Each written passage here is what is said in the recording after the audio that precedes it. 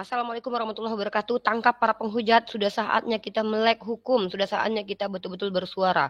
Selama ini teman-teman, kita selama ini seolah-olah melakukan pembiaran. Teman-teman, saya hanya mampu membantah mereka dengan menjawab dan menampar mereka kembali dengan ajarannya untuk membuktikan ketika mereka menghujat agama kita hanya akan kembali kepadanya. Tapi ternyata itu tidak cukup untuk menghentikan penistaan agama dan penghujatan. Dengan tertangkapnya Ratu Entok, teman-teman, kita juga harus melaporkan mereka yang jelas-jelas menista.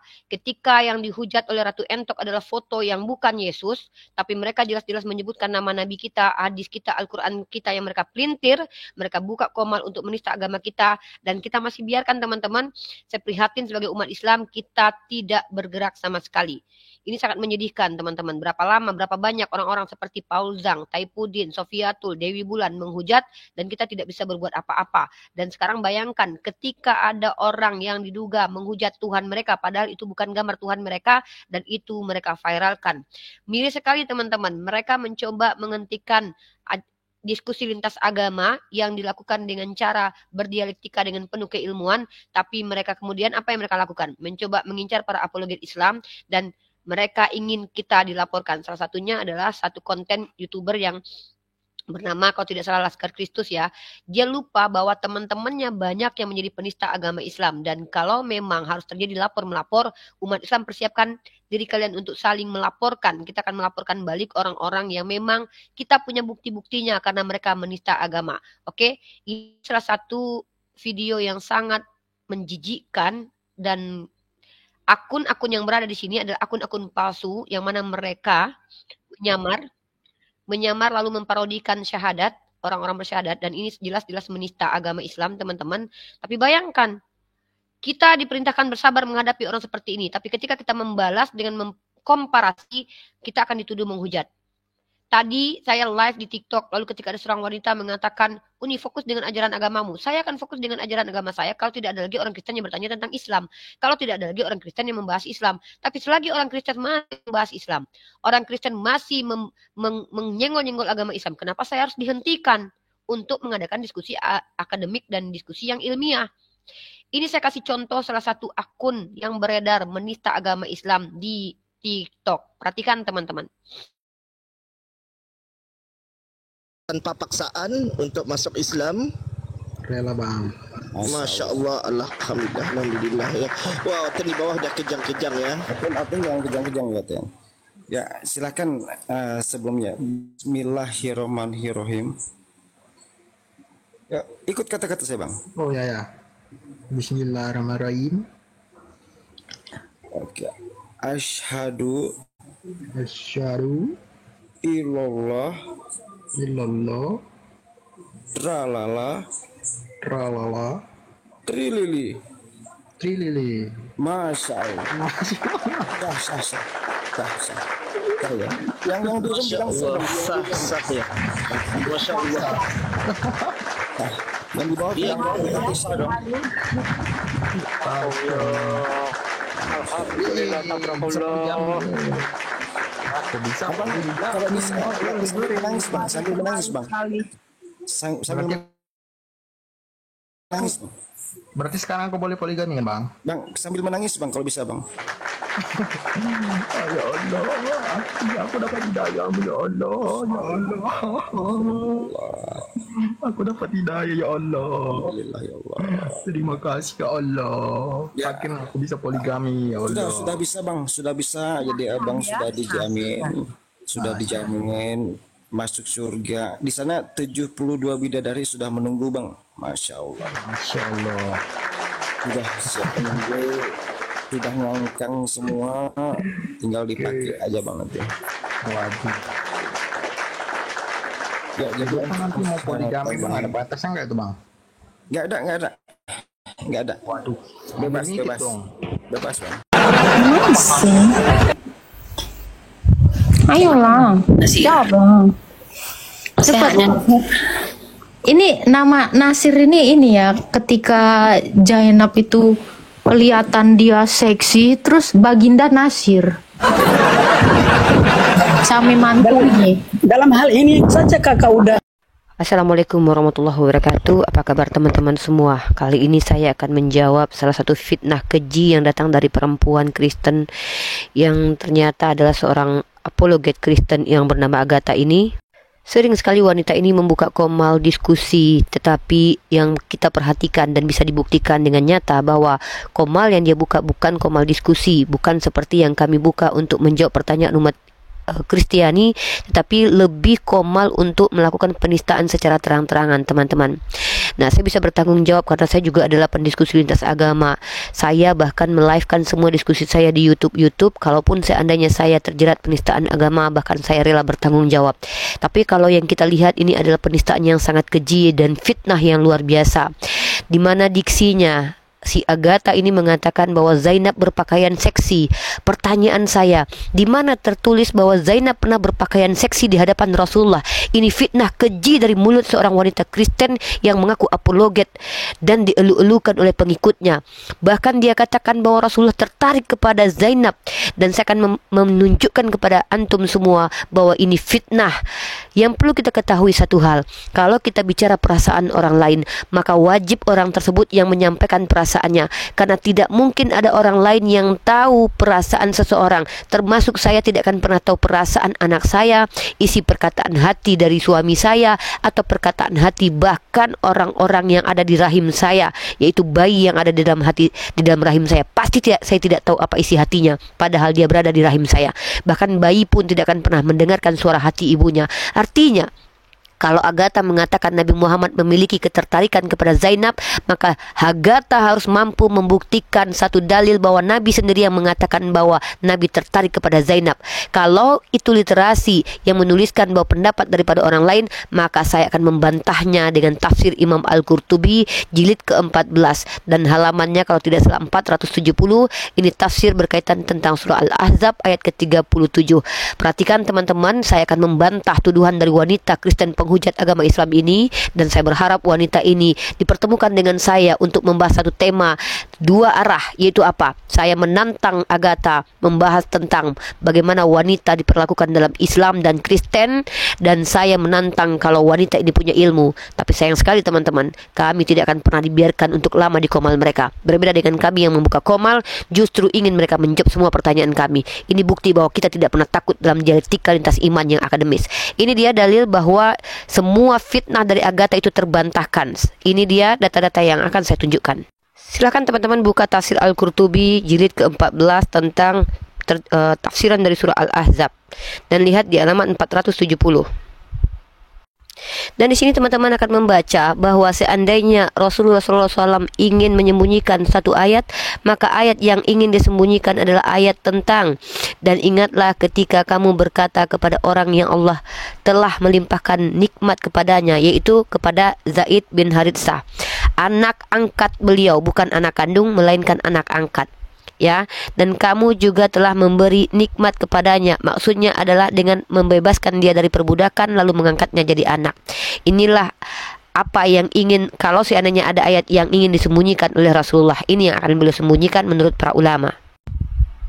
Teman-teman bisa melihat di halaman selanjutnya, para ulama berbeda pendapat mengenai penakwilan ayat ini. Ingat, ini adalah takwil teman-teman, tidak absolut, bukan sesuatu yang didengarkan dari lisan baginda Rasulullah Muhammad SAW. Ya, ulama diantaranya Qatadah, Ibnu Zaid dan At-Tabari dan beberapa ulama tafsir lainnya menyebutkan bahwa Nabi SAW memiliki sedikit ketertarikan terhadap Zainab binti Jahsy. Dan tahukah teman-teman, takwil ini dibantah di footnote yang bertanda kuning. Perhatikan bahwa di footnote itu dikatakan pendapat yang menyebutkan bahwa Nabi SAW memiliki ketertarikan terhadap Zainab binti Jahsy, padahal pada saat itu Zainab masih berstatus sebagai istri dari Zaid, dan beliau berharap Zaid akan menceraikan Zainab agar beliau dapat menikahi dengannya, adalah pendapat yang sangat rendah dan hina teman-teman. Ini dijelaskan di footnote-nya bahwa pendapat ini pendapat hina, pendapat batil bagi umat Islam.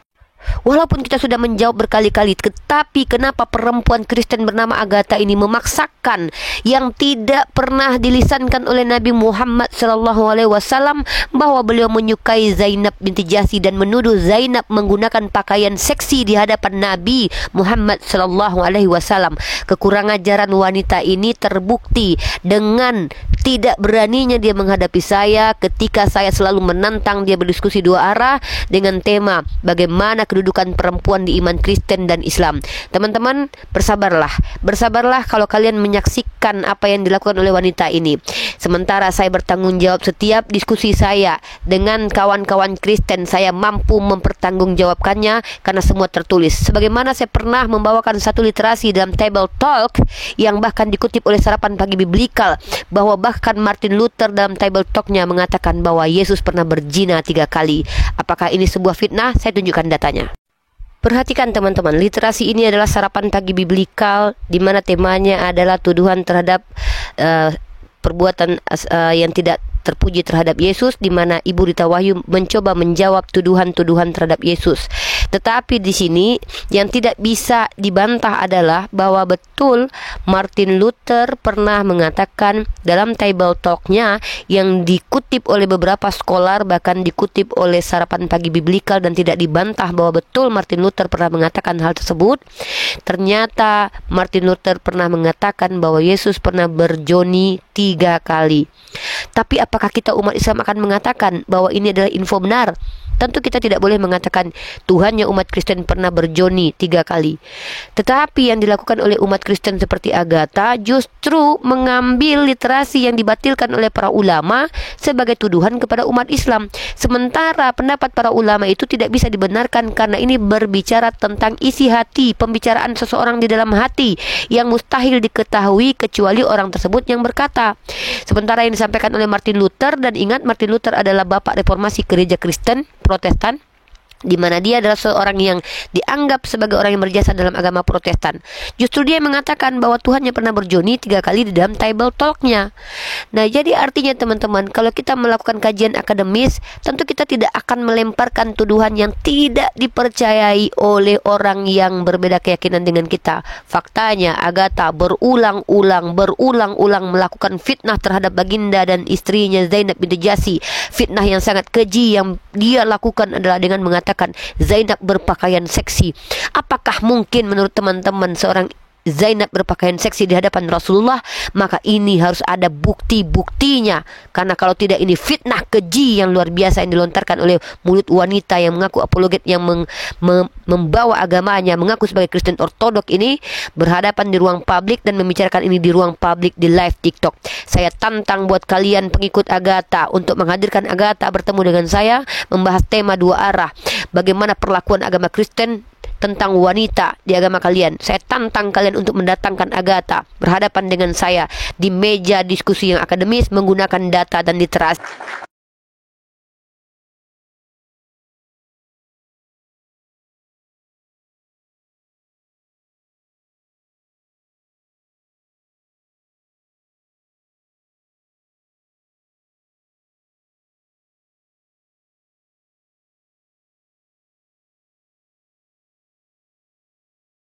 Oke, mohon maaf, saya pikir saya sudah terbuka mic-nya.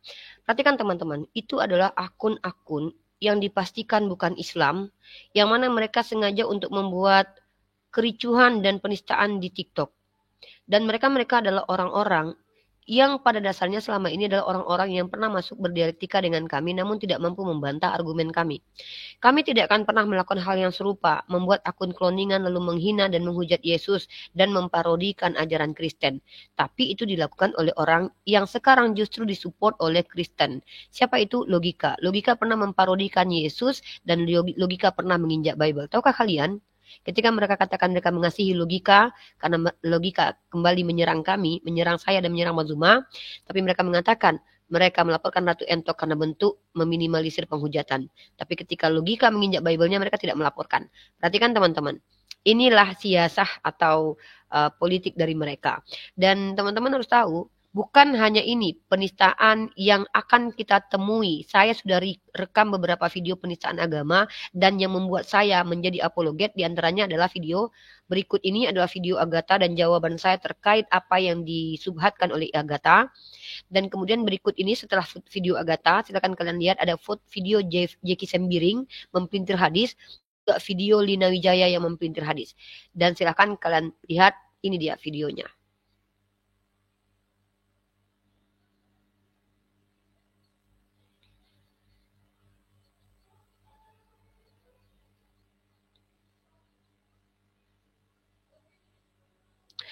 Oke, menarik bukan? Itu dia video penghujatan-penghujatan yang dilemparkan oleh apologet dan Polycardos Kristen. Jeki Sembiring membuka ruang dialog tapi tidak melibatkan umat Islam. Ini bisa dikatakan sebagai monolog. Kenapa? Dia mempelintir hadis tanpa dasar ilmu pengetahuan dan tidak menyerahkan jawabannya kepada umat Islam.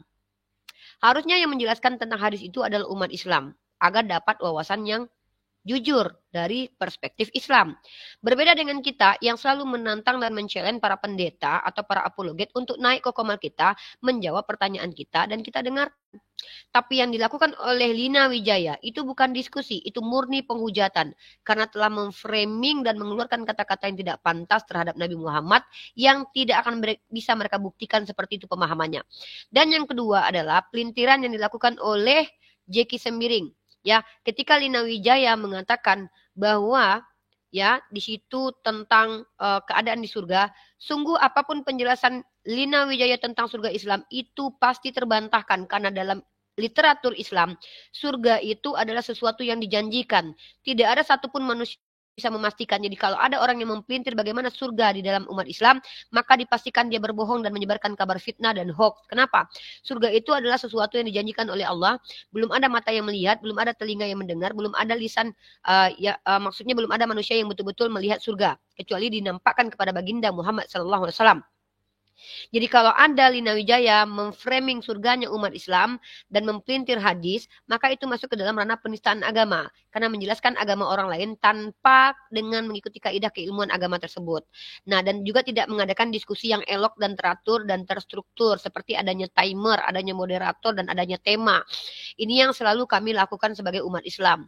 Dan yang kedua adalah apa yang dilakukan oleh Jeki Sembiring. Mencoba menjelaskan tentang Bible kepada bukan orang Islam. Itu ada si Alberto di situ ya teman-teman. Nah jadi ketika si Alberto tidak mau menjelaskan tentang hadis tersebut, maka Jeki Sembiring yang menjelaskannya. Ini termasuk pelintiran ya. Ketika dia mempelintir dan memaknainya tidak sesuai dengan makna umat Islam, maka dia termasuk menista agama. Begitu juga dengan Agatha yang memfitnah dengan keji. Agatha mengatakan bahwa Nabi Muhammad naksir kepada Zainab dan mengatakan bahwa Zainab berpakaian seksi. Ini fitnah keji kepada istri Rasulullah, di mana istri Rasulullah dikatakan berpakaian seksi di hadapan Rasulullah sebelum menjadi istri beliau. Ini fitnah karena harus ada literasinya di dalam Islam. Kalau kita katakan Tuhannya Oten mati, itu nyata. Kalau kita katakan Tuhannya Oten keluar dari vagina perempuan, itu nyata. Datanya ada. Kalau kita katakan Tuhannya Oten itu berkelamin, itu nyata. Mereka imani. Dan kalau kita katakan Tuhannya Oten itu mati, itu fakta dan yang mereka imani. Tapi ketika Jeki Sembiring mengatakan kalau seandainya tidak berbuat dosa maka dimusnahkan, itu pelintiran. Karena bukan begitu cara memaknainya. Kalau selama ini kami meminta mereka menjelaskan tentang agama mereka, kami tidak akan membantah selagi penjelasan mereka itu sesuai dengan data-data mereka. Kalau di dalam Islam kita menggunakan parameternya apa? Kalam ulama, pendapat para ulama, ilmu tafsir.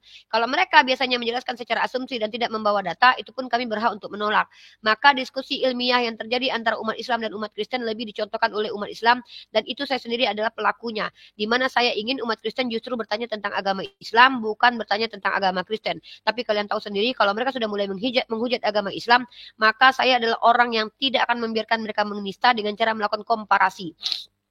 Jadi umat Islam, teman-teman, kalaupun mereka sekarang ada planning untuk melaporkan, kami tidak pernah takut. Karena kami justru orang yang selama ini menunggu ketika mereka melaporkan dengan menyiapkan data-data dan bukti bahwa kami layak dikatakan penista agama. Namun, Kami juga akan melaporkan kembali orang-orang yang telah menuduh kami tanpa bukti dan dasar dengan pencemaran nama baik. Dan itu pasti kami lakukan dengan kuasa hukum kami. Karena kami juga tidak akan tinggal diam ketika kami sudah berjuang menjawab syubhat mereka, membantah penipuan mereka, membantah fitnah mereka, lalu kami akan membiarkan diri kami terjolimi begitu saja. Tidak akan pernah. Maka kita harus tunjukkan siapa penista sebenarnya. Oke, kalau kita bicara tentang agama Islam itu tidak mengizinkan penistaan terhadap sembahan orang lain. Wala tasubbul ladzina yad'una min dunillahi fayasubbullahu adwan bighairil ilmi. Jangan menghujat sembahan orang lain karena mereka akan menghujat Allah dengan tanpa ilmu. Artinya, secara ajaran kita dilarang untuk menghujat sembahan orang lain. Maka seandainya saya tidak mengikuti ajaran saya, maka saya punya konsekuensi dosa. Seandainya saya melanggar undang-undang saya, maka konsekuensinya pidana. Dan saya selama ini berusaha untuk ikuti semua aturan yang berlaku. Tetapi kalaupun saya ternyata terbukti bersalah, saya siap mempertanggungjawabkan diri saya sebagai seorang yang penuh dengan kesalahan. Tapi ingat, saya tidak akan berdiam diri ketika para penista-penista ini justru dibiarkan lepas begitu saja. Lina Wijaya, Agatha, Sofiatul, kemudian para apologet Kristen seperti Mikana yang juga ikut-ikutan membahas agama Islam di komalnya masing-masing. Saya mau negara kita ini betul-betul adil. Kalau memang harus memenjarakan semua penista agama, maka semuanya harus kita laporkan, teman-teman. Maka kita punya datanya, video-videonya kita punya. Nah, contoh, saya dituduh menistakan agama Kristen karena menganalogikan Tritunggal seperti seumpama kelamin.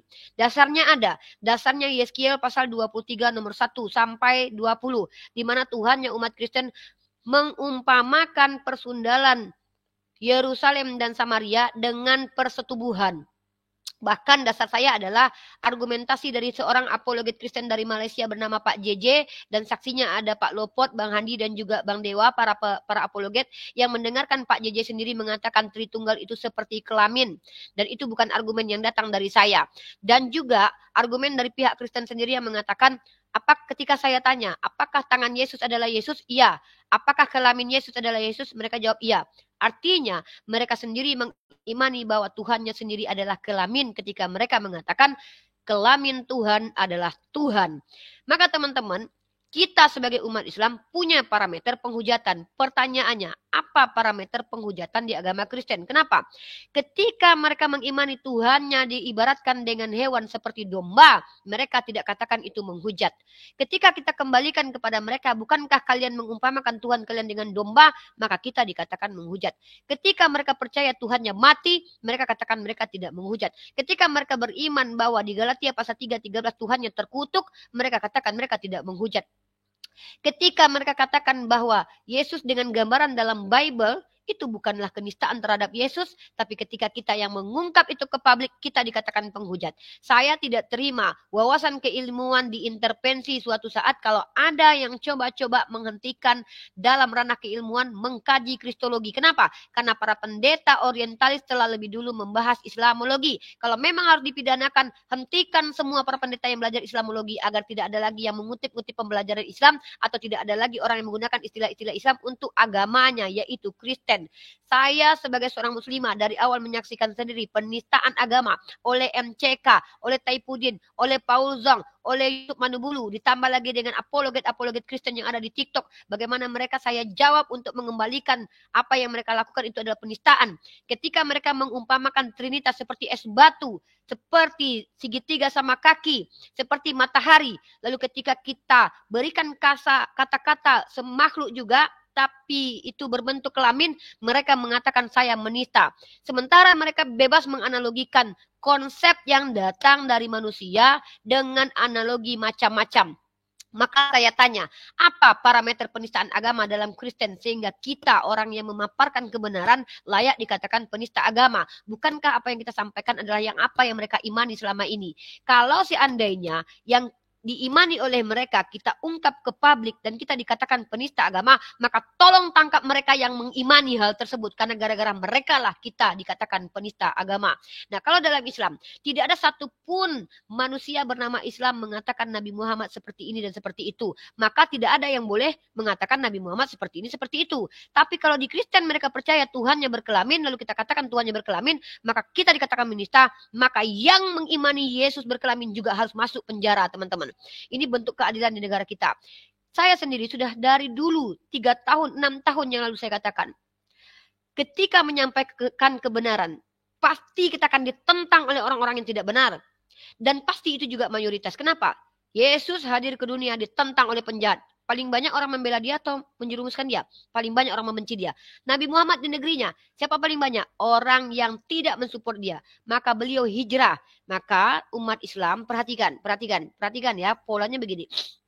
Ketika mereka berdiskusi dengan kita, mereka katakan, kami umat kasih, ditampar pipi kiri kasih kanan. Kami bukan umat yang suka melapor. Tapi ingat, ketika mereka berada di Sumatera Utara, mereka akan melaporkan orang-orang yang mereka anggap menista Tuhannya. Padahal mereka katakan, kami umat kasih, tidak akan melapor-lapor. Nah, jadi teman-teman, saya tekankan, setiap apapun hujah mereka mencitrakan bahwa agama mereka agama kasih, itu yang berbicara berdusta. Karena ketika ada kesempatan mereka mampu melaporkan orang Islam, mereka akan melaporkan, apalagi ketika mereka mayoritas. Maka ini membenarkan firman Allah. Jangan menjadikan aulia mereka. Jangan menjadikan mereka aulia sehingga mereka akan berbuat zalim kepada kita. Kenapa? Karena sejarah itu pasti akan berulang, teman-teman. Perhatikan polanya. Gilbert Lumaindong itu menghina zakat, tidak masuk ke dalam penjara. Jadi di sini takutnya negara kita ini berpihak kepada yang punya uang. Kalau uang yang lebih banyak, Polikardos mensupport Kapolda Sumut untuk menangkap orang yang dikatakan penghujat, maka pertanyaannya adalah kenapa tidak ditangkap Gilbert Lumaindong? Kalau Gilbert menghina zakat, kalau Ustadz Abdul Somad bukan menghina salib, tapi menyatakan tentang salib sesuai dengan keyakinan umat Islam. Datanya ada. Nah, kalau Gilbert tidak ada kaitan agama dia dengan zakat, tapi dia melecehkan zakat, tapi dia dibebaskan. Makanya saya bingung, apa parameter penistaan agama dalam Kristen? Saya tidak mau diskusi lintas agama yang baik-baik yang kita tawarkan sebagai bentuk meminimalisir penghujatan. Kalau mereka menghujat, kita diskusi baik-baik, dua arah. Ada timer, ada dialog dengan tema, juga ada parameter-parameter yang harus diikuti dan dengan aturan-aturan yang berlaku. Lalu kalau mereka tidak ada aturan yang berlaku, mereka barbar. Kalau kita yang berusaha baik ini dilarang oleh pemerintah, diganggu oleh mereka, lalu kenapa mereka biarkan yang liar itu merajalela, sehingga pada akhirnya nanti apa? Kalau ini dibiarkan terus-menerus, saya khawatir akan ada perang agama. Maka oleh sebab itu saya berharap pemerintah mendisiplinkan diskusi lintas agama. Kalau perlu mohon difasilitasi oleh negara, biarkan kami para apologet berdiskusi dengan para apologet, biarkan kami dengan para pendeta mereka mendiskusikan apakah argumen kami ini salah atau tidak dalam ruang dialektika. Kalau perlu negara yang fasilitasi dengan keamanan yang penuh. Nanti ketika memang ternyata terbantahkan kami benar, silakan terima kenyataan dan kebenaran. Kami tidak pernah insecure, kami tidak pernah takut memberitakan kebenaran Islam. Karena kami selalu merasa bahwa kami akan dibenangkan karena kami benar. Benar dalam maksud apa? Benar adanya klaim yang diikuti oleh pembuktian. Ya, inilah kami para apologet Islam. Kami hadir bukan untuk menghujat agama Kristen, tapi hadir untuk membantah penghujatan terhadap agama Islam yang kemudian kami tunjukkan bukti-bukti bahwa justru mereka yang menghujat dengan keimanan mereka. Apakah itu penistaan? Apakah itu penistaan ketika kami katakan bahwa ketika kami tidak terima Yesus sebagai Tuhan, itu adalah penistaan? Apakah kami harus mengikuti doktrin mereka? Tentu tidak. Kenapa? Dalam iman mereka sendiri, tentang Yesus saja masih ada perdebatan. Perhatikan, dalam mereka saja, internal mereka, tentang Yesus saja masih ada perdebatan. Lalu kenapa kami yang umat Islam dikatakan menghujat ketika tidak menerima Yesus sebagai Tuhan? Ya, jadi saya mohon dengan sangat umat Islam, perhatikan seluruh umat Islam, mohon dengan sangat untuk melaporkan juga akun-akun penista agama seperti Lina Wijaya, seperti Agatha, seperti Jackie Sembiring. Jangan biarkan mereka lepas begitu saja. Kalau mereka melaporkan kami sudah siap. Kami sudah persiapkan diri. RK. Dan kita punya rekaman-rekaman yang siap kita bawakan ke kantor polisi ya. Kalau seandainya nanti akan ada lapor-melapor nanti ke depan, kita persiapkan data, kita persiapkan bukti-bukti, insya Allah. Insya Allah Allah akan bersama kita. Karena kita hadir untuk membantah penistaan agama yang mereka lakukan. Kita memberikan pilihan supaya tidak terjadi penistaan agama, kita berikan pilihan itu dengan cara diskusi akademik bersama kami. Tapi ketika mereka menolak dan mereka lebih senang menghujat, jangan kami yang disalahkan. Tangkap para penista-penista agama. Lina Wijaya, Agatha, Jeki Sembiring, RK, tangkap mereka. Ya, kalau memang kalian bersikap adil. Tapi mohon maaf, itu kalau kalian bersikap adil. Masalahnya adalah yang terjadi ketika logika menginjak Bible kalian, kalian mendiamkan logika. Tapi ketika Ratu Entok menghujat foto yang kalian anggap Yesus, padahal itu bukan Yesus, kalian beramai-ramai melaporkan Ratu Entok. Pertanyaannya, adakah kalian punya bukti bahwa itu adalah Yesus? Itu pertanyaan saya. Dan apa parameter penistaan agama di agama kalian? Itu yang saya tanyakan. Ketika kalian bilang menganalogikan sesuatu dengan kelamin itu salah, baca Yeskiel pasal 23 dari 1 sampai 20. Di mana ketika kalian katakan Tuhan kalian jujur menganalogikan sesuatu dengan persundalan itu dengan kelamin. Ketika saya berdiskusi membuktikan bahwa justru itu tidak benar, kalian akui menganalogikan sesuatu dengan kelamin itu adalah salah. Bisakah kalian jujur kepada kami mengatakan bahwa analogi tentang persundalan dalam kitab kalian itu sesuatu yang tidak dibenarkan? Jujur akui beramai-ramai, kalian tangkap saya, tapi akui beramai-ramai bahwa analogi yang dicontohkan oleh Yeskiel pasal 23, yaitu Tuhan mengumpamakan dengan persetubuhan, itu sesuatu yang vulgar. Kalau kalian jujur akui bersama-sama, maka saya akan terima kalau kalian melaporkan saya mengatakan bahwa itu tidak betul. Tapi ketika kalian katakan itu jujur, kenapa kalian punya standar janda? Kenapa kalian punya standar ganda? Ya, dan lagi pula saya berdasarkan pendeta kalian yaitu pendeta JJ. Pendeta JJ yang mengumpamakan Tritunggal seperti kelamin. Ya, bahkan saya sempat chat dengan beliau dan mengatakan gara-gara Anda, lalu saya dibilang penista, padahal dia yang pertama sekali mengatakan 3 tahun lalu mengatakan bahwa Tritunggal sama seperti kelamin. Pendeta kalian bukan kami umat Islam. Karena bagi kami tidak mungkin kami menganalogikan Tuhan seperti kelamin. Bahkan Tuhan berkelamin saja kami tidak percaya. Na'udzubillah min dzalik. Teman-teman itu dia. Teman-teman silakan di screenshot video-video yang sudah saya tampilkan tentang penghujatan oleh Agatha, Lina Wijaya, Jeki Sembiring, dan juga komal-komal Kristen yang menyamar menjadi umat Islam. Supaya kita juga punya pegangan agar menghentikan penistaan agama. Ya, agar kita juga bisa memasukkan mereka ke dalam penjara. Mohon maaf kalau ada kata-kata salah. Wabillahi taufik wal hidayah. Assalamualaikum warahmatullahi wabarakatuh.